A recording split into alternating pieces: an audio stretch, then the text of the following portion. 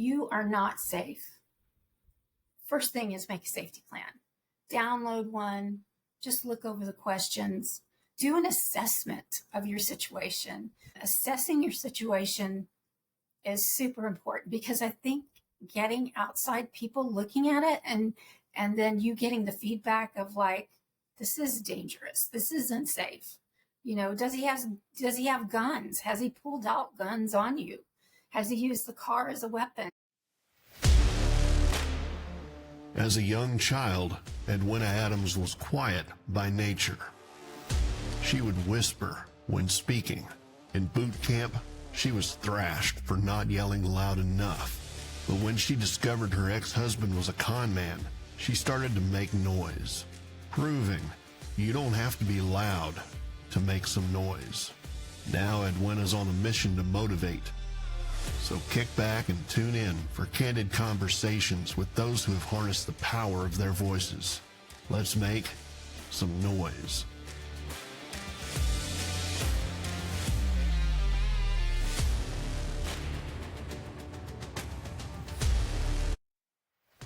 Welcome to Let's Make Some Noise, where you can make some noise no matter what you sound like, and where noise is my acronym for a narrative of inspiration, strength, and encouragement.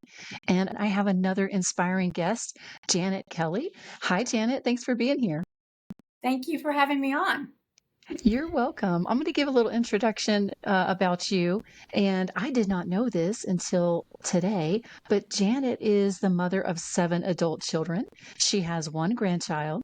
She's an educator, speaker, advocate, and coach. She's a survivor of a long-term marriage filled with domestic violence and coercive control. Her company, Seeking Peace Coaching, exists to help others escape the entrapment of character disordered individuals. So I knew your history, but I didn't know you had 7 adult children. That's so awesome. Yeah, they're a lot of fun. They keep me busy. I Trying bet. to just visit them all wherever they are.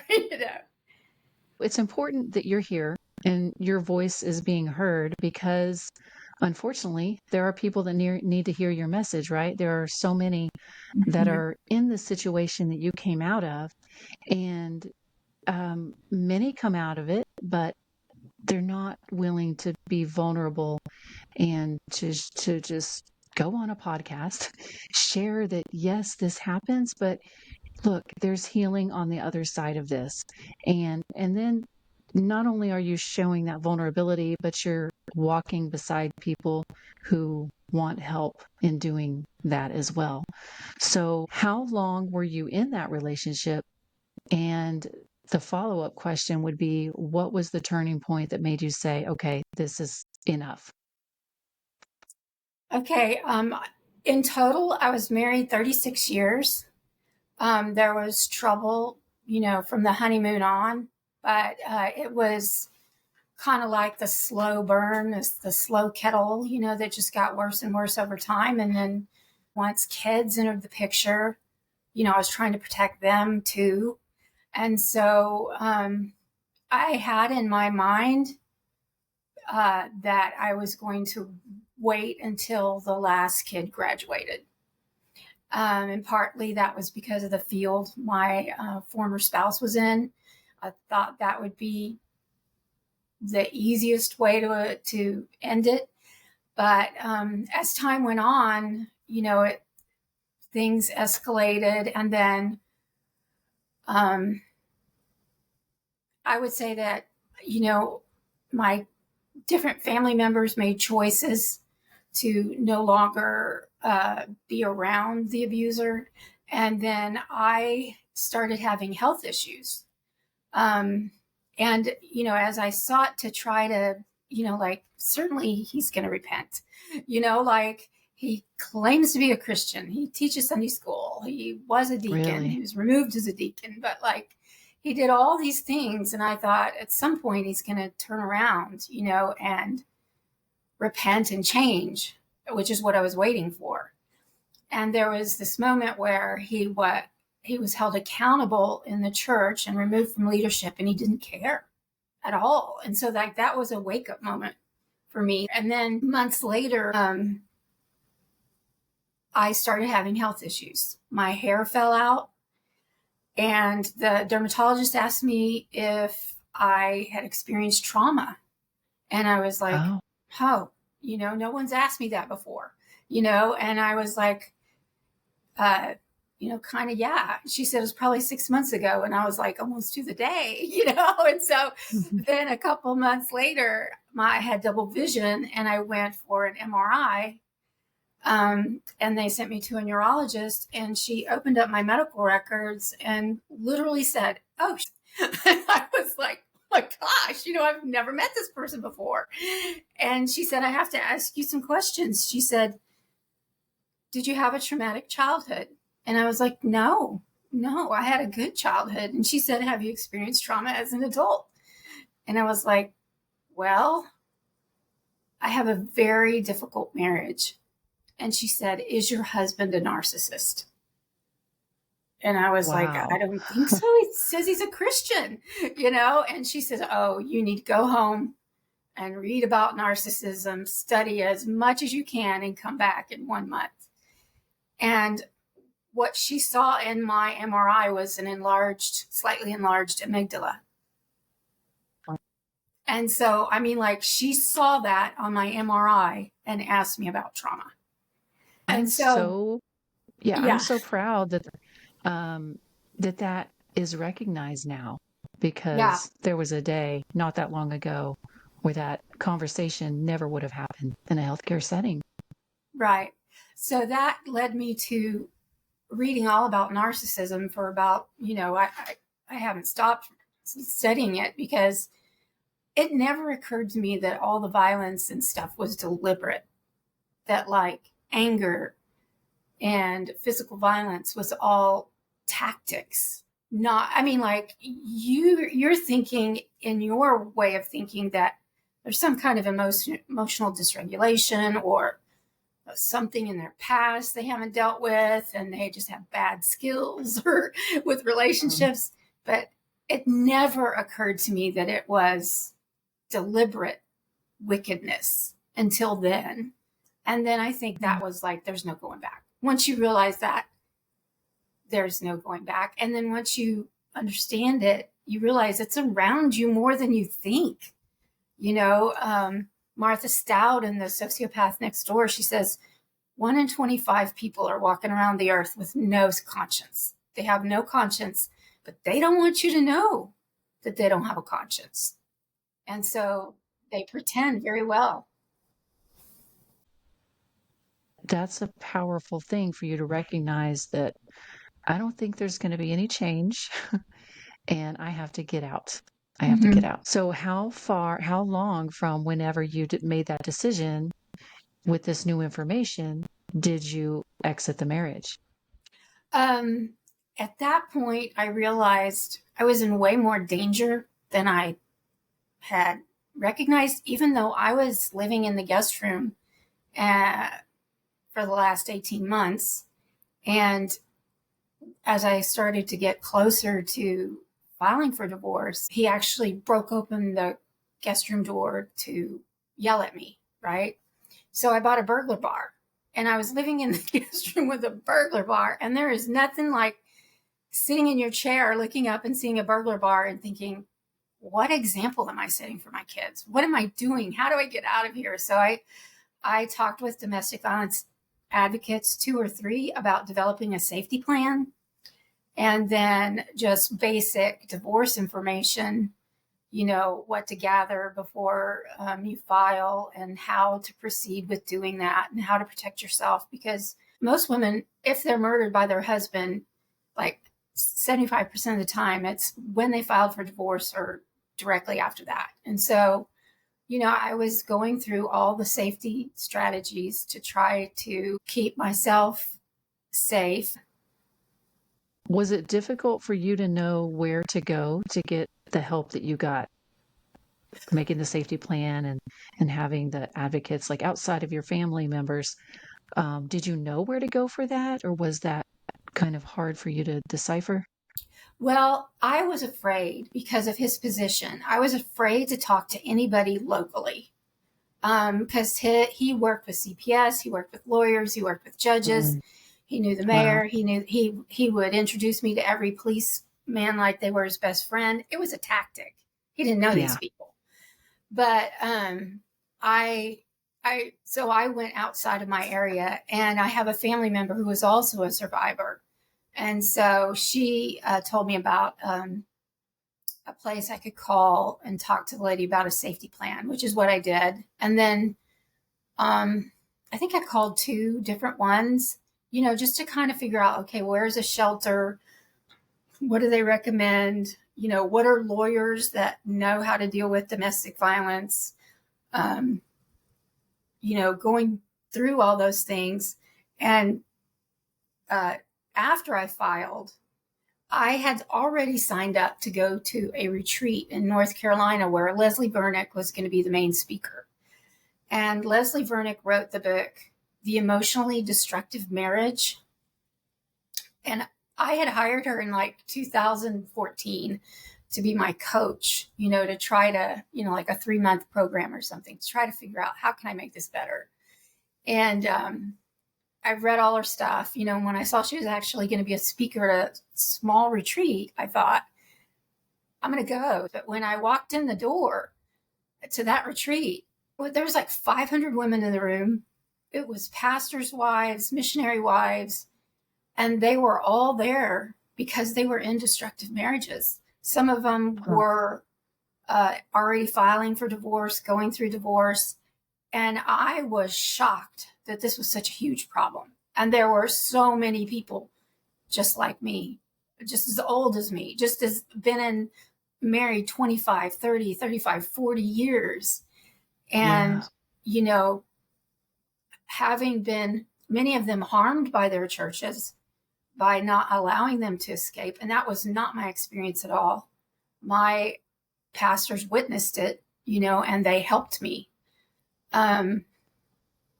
Which was very unusual. That's where I learned to have their support was an extremely unusual occurrence. Yes. Most pastors try to stay out of it. They don't understand. They don't know who to believe. And the predators just look at them, as another person to groom. And they just manipulate them, at least to the point where they don't want to get involved. Yeah. I'm so glad you're sharing that. This is so prevalent in churches even. And I mean, I'm a Christian. I'm an advocate for having a good church and going to a good church. I'm a part of one, so I'm not here to tear down the church. But the devil is in the church. And we do need to know that, and we need to look for it. And we don't need to pretend like stuff isn't happening there, because it is. And we don't need to be gaslighting people who are saying, hey, there's a problem. So that needs to stop. And I'm really, that's amazing that your pastor was so supportive. I have a similar experience. At the time that I was going through my divorce, I was not active in a church. I hadn't been in a while, but he talked me into going to some counseling that was with a pastor through a friend. So neither of us knew this pastor, but we went to him, and he was an older man. And after the first time with us sitting down with him, and luckily, thank God, the pastor saw the manipulation. My ex was crying and all this stuff. But he saw through based on it. He took what I said and then his behavior and what he was saying. And at the end, my ex had left. And this pastor said to me, he said, may I ask you a question? Are you going to go back to him? And I said, oh, absolutely not. And I actually won't even be back for another session. Like, I did this just to check a box so he would leave me alone. Like, I did it, but I'm done. And he said, in 30 years of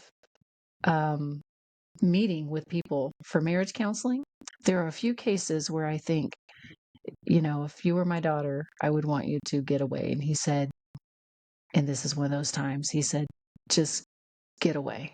And I was like, thank you so much. Because growing up in a Christian home and knowing that it could go quite the opposite where the church and people in the church who don't know the whole story are like, oh, how could you dare leave? Marriage is forever and this and that. And like, look, people, sometimes you don't know the whole story. Most of the time you don't. So you need to just let God do the judging on that. And you need to be there and support people. That's what the church's job is. Not to Yeah. judge. It's to support and love. God will judge. Yeah. I think for a survivor, the term radical truth is what you have to hold on to, because you've been conditioned to want everyone's approval for you leaving your marriage. And they didn't live with this person and they don't know, but you know the truth. And you just have to stand on that radical truth that Jesus was always on the side of the oppressed. He was never on the side of the oppressor, which is the abuser. He was never on their side. Yeah. And even if they were in a role in the church, even more so, Jesus was like, oh no, you don't oppress people, especially if you are a leader of some kind in the church. There's a book by Shannon Thomas called Healing from Hidden Abuse. And she talks about how these predators, they seek positions in the church. When they walk into the church, you think of steal, kill, and destroy. Well, churches deal with embezzlers, they deal with child abusers, and they deal with intimate partner predators. And society is like real quick on the child abusers. The embezzlers, sometimes they hide. The church hides it because they're embarrassed to say they misused the funds, but embezzlers are counting on churches doing that, and then you've got the intimate partner predators, and all three are coming, to steal, kill, and destroy, but they're looking for victims, and either they are looking to make you a victim or they are looking to manipulate you to be a character witness for them. They're counting on that.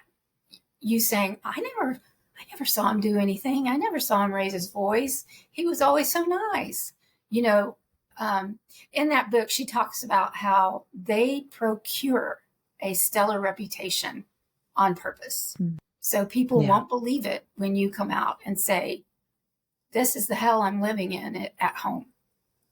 Right. Definitely. What differentiates you from other coaching programs? Well, I would say that my training was with a lawyer that is in negotiation. So when people have contacted me, they're usually in the divorce process already, and they're trying to go through mediation and things like that. And so we talk about what is fair. I ask him a lot of questions because sometimes you don't think of things that you're owed. You'll think about it later, he took this money my parents gave me, or when you think, well, I should have asked for that in the divorce. But so I ask a lot of questions, and we get to a point where we figure out, what are you going to ask for? What's your choke moment? Like, I'll sign it, but I'm going to be choking to sign it, or what I won't sign, and what is the best case scenario, So that is mainly what I've done in coaching. In advocacy, I just walk with women, listen to them. And in trauma, it's really hard to make decisions. It is really hard when you are dealing with all the effects of trauma, which is part of the reason why predators do it. You can't decide to leave. They destroy your agency. And, so my goal is usually just for them to take one more step towards freedom. Each time I talk to them, what is the one thing you're going to do to move towards your own agency or your own freedom? How can people find you? I have a website, seekingpeacecoaching.com. And then I also am on Facebook, Seeking Peace Coaching. I have all the other social channels going to. LinkedIn, I guess, would be the next one. But message me or email me, and I'll send you a calendar link, and we can set up a time. for like a 15-minute, like, am I the person that you need to talk to? Like you're looking for somebody to walk with you through this, then I'm very willing to do that and help you make decisions, that only that what's best. But sometimes you need someone else listening and considering other, avenues of rectifying a situation. So Yeah, and if somebody's listening and they're like, "Oh my gosh, this is where I'm at, and I would love to speak more with Janet." But sometimes people have that thought, but it's still a while before they reach out, right? mhm. What is the one thing you would tell them today? If you are not safe, first thing is make a safety plan. Download one, just look over the questions, do an assessment of your situation. Leslie Vernick has an assessment in her book, The Emotionally Destructive Marriage. I believe Natalie Hoffman has one on her website, flyingfree.com. And then a third one would be calltopeaceministries.org. Assessing your situation is super important because I think getting outside people looking at it and then you getting the feedback of like, this is dangerous, this isn't safe. Does he have guns? Has he pulled out guns on you? Has he used the car as a weapon? Most women in Christian marriages of domestic violence are only physically attacked one time. They don't do it more than once because once they've done it, they know what they're capable and willing to do. And that's what they needed to happen. And so it's not necessary to throw you around anymore. And they may not hit you. They may pin you to the ground. They may throw you into a wall. But I mean, a lot of people think physical abuse is hitting, and it's a lot more than that. So that's a good point. Yeah. That was going to be my next question is what about the woman who is in that scenario, but she doesn't recognize it? Well, that was me for a long time. Yeah. So support friends that will stay with her because she's going to go back and forth, especially if there's children involved. The most important thing is do no harm. And only she knows when it's right to leave. Only she knows. And sometimes she knows she's in extreme danger, but she knows that if I leave right now, somebody's going to get hurt. So I need to really plan this out and wait until he's in another state. And you may wait a while for that, especially if they start to realize you're thinking about leaving. So only she knows what is the exact time to leave. And we have to be patient with that. That is really good advice for the person who's a friend or a family member of that person. And that's great advice for them to hear, right? Because it can be frustrating to see somebody go through that. And some people give up on those friends and family because they're like, this is ridiculous. I'm not sticking around for this anymore. Like, she wants to do that, go ahead.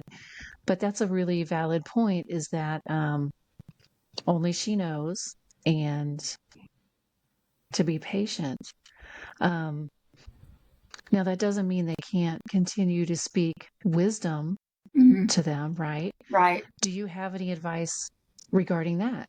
Like, what's the best way to continue to speak life and wisdom to that person that they're having to be so patient with? Yeah. Well, I would say when you've lived with a coercively controlling person and a manipulator, the number one thing they do to you is take away your agency, right? You're no longer a human being. You're an object to be controlled. And you have absorbed a lot of that yourself. So if you're a people helper, your goal would be to help them remember who they are. Remember that they are a woman that believes in God, that has one precious life to live, and helping them make decisions for themselves without telling them what to do is really hard for some of us, because we see what they need to do, but they need to do it. They need to exercise those skills in believing that they can make good decisions. And they are, not perfection, but progress. And it's not going to be perfect. And yes, it's going to be messy, but I'm here while you're going through it. I'm not going to leave you. I'm here while you're going through it. Yeah, that is so good, Janet. Well, thank you so much. This was really important. It's an important message, and I hope the right people hear it. If you are in this scenario and you need a friend, somebody who cares, somebody who understands, Janet will walk this journey with you, right? Just let me know. Do you have any final words? As a former church administrator, I do speak to pastors and staff on how to respond well, kind of like just to give enough information to them to make them dangerous for the predator. Because if they are a little bit more educated, then maybe they'll move on to a different church before they show up in yours. Well, thank you so much for being here, Janet. And thank you for we'll having make me. sure. I've enjoyed it. Yeah, again, you can reach Janet at seekingpeacecoaching.com. But take care, everybody. Bye-bye. Hey, thank you for listening. 2 things. If today's episode brought you inspiration, strength, or a new perspective, I would be so appreciative if you subscribe and leave a review. Your feedback helps me keep bringing stories and insights that matter most to you. And second of all, to stay connected or engage with the community, go to edwinaadams.com/links. That's LINKS. And remember, you're one step closer to building beyond your adversity and crafting a life of impact and purpose. Keep making noise, and we'll see you on the next episode.